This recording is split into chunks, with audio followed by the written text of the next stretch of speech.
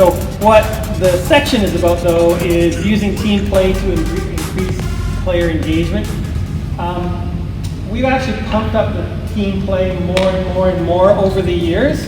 And if you want retention in recreational camps, it's a challenge, because if you think, okay, here's development, this long pathway from when they start tennis to whenever they peak at wherever they're at.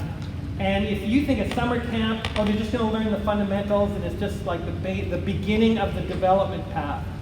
But then if you do a summer camp like that, then you do the beginning of the development path. They're not here yet, so they can't really do that much. And then so the next week, they just repeat the same stuff again.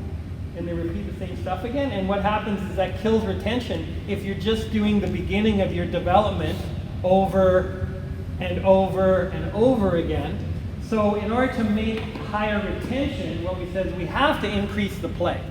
We have to increase the play, and we have to make tennis be able to compete with soccer and all those other sports that people, why do they, there's like 3,000 girls on the North Shore in soccer, 3,000. When you're thinking, okay, how many girl tennis players are there? Well, it's not in the hundreds, or it's only in the hundreds.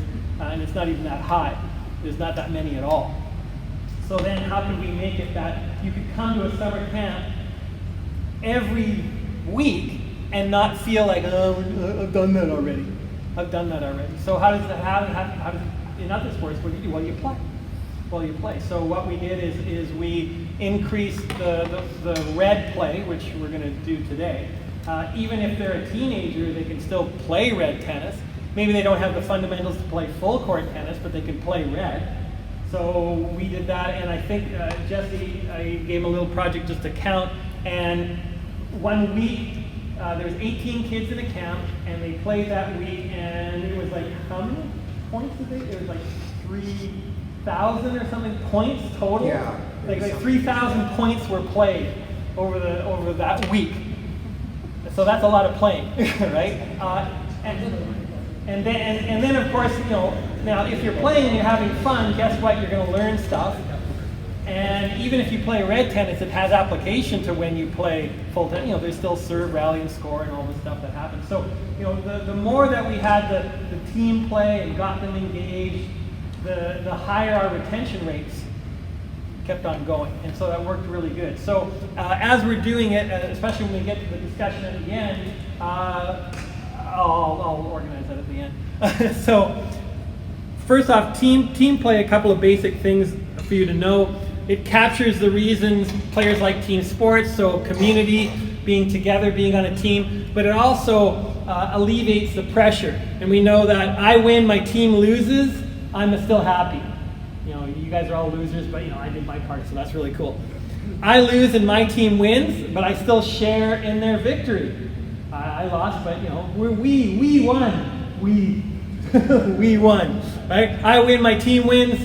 We're all partying, life is good. I lose, my team loses, but we're sharing the pain. We're complaining about the ref or whatever it happens to be. But we're all together in it. So that makes it a lot easier psychologically than the cutthroat world of just individual tennis, where it's all on you. Like it's 100% on you. So that's difficult.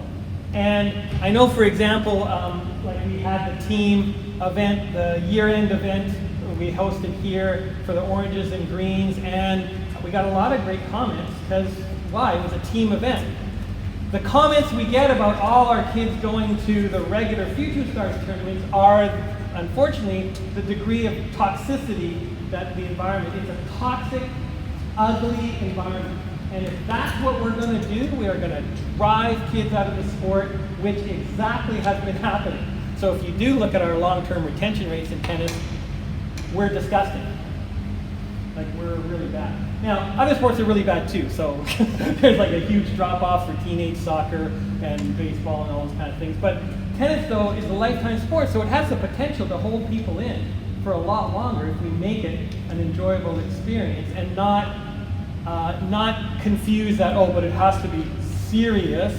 Okay, well, what does that even mean? What's your definition of that? and then can we make it that it's a lot more enjoyable environment. So that's the psychology of team play, and that's why it's a little easier to be introduced to the concept of competition when we have teams. And you know, I still have an email from the meeting of whatever, how many years ago, that we were all in a room kind of surmising, and I mean, honestly, my thing, I'm not in control of anything. I puppet a lot of stuff from the sides, but I'm not in control of anything. But the idea is that I think there should be no events under 10 that are not team. I think the only event you can play is an under 10-year-old team event. That's in my perfect world, the way that I want to run it, that's how it would be. And then it would be a development opportunity that you would learn a bunch of stuff.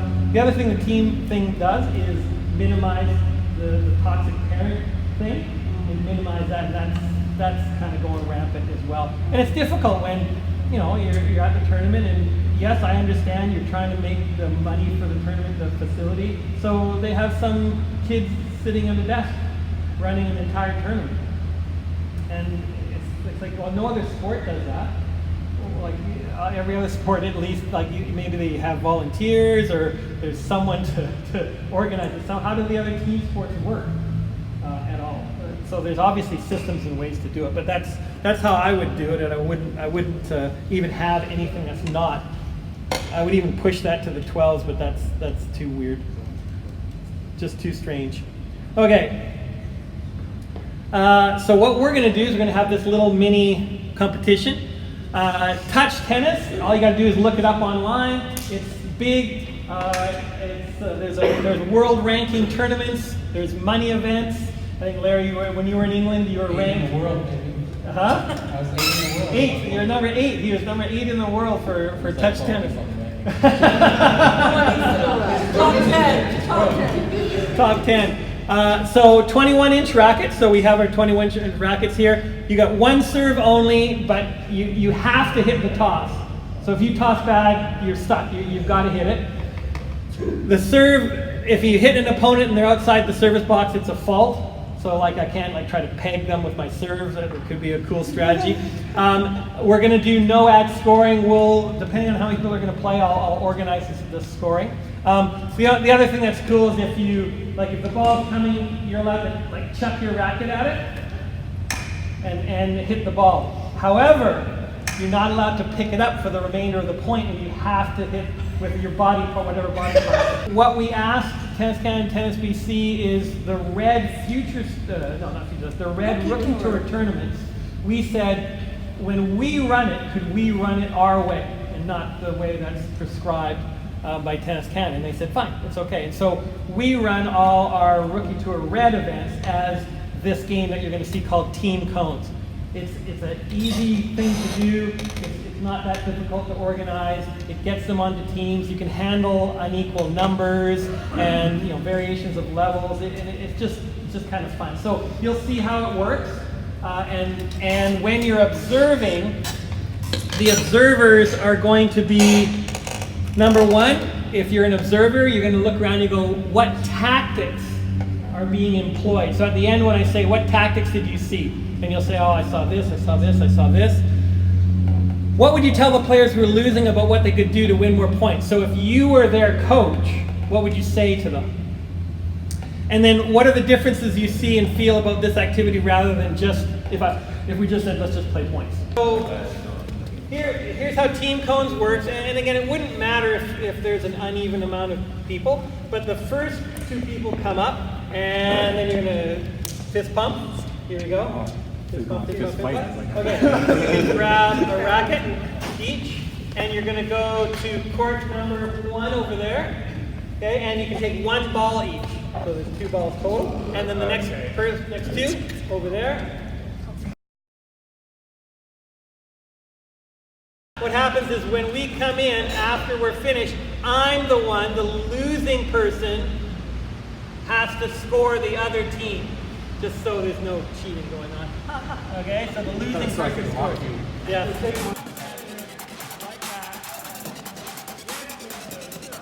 Get ready.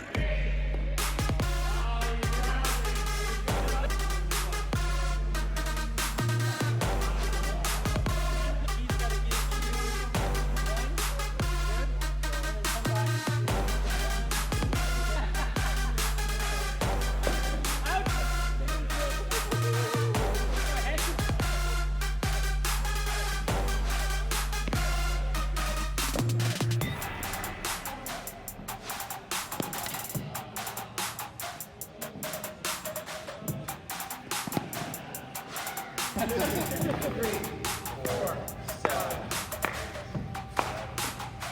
Okay, counting out loud.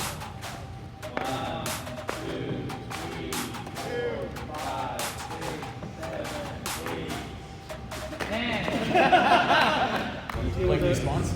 Yeah, so define a blink response. What, gut feeling without putting too much thought into it, just automatic? Yeah, so what's your blink response to what you just saw? It's fun.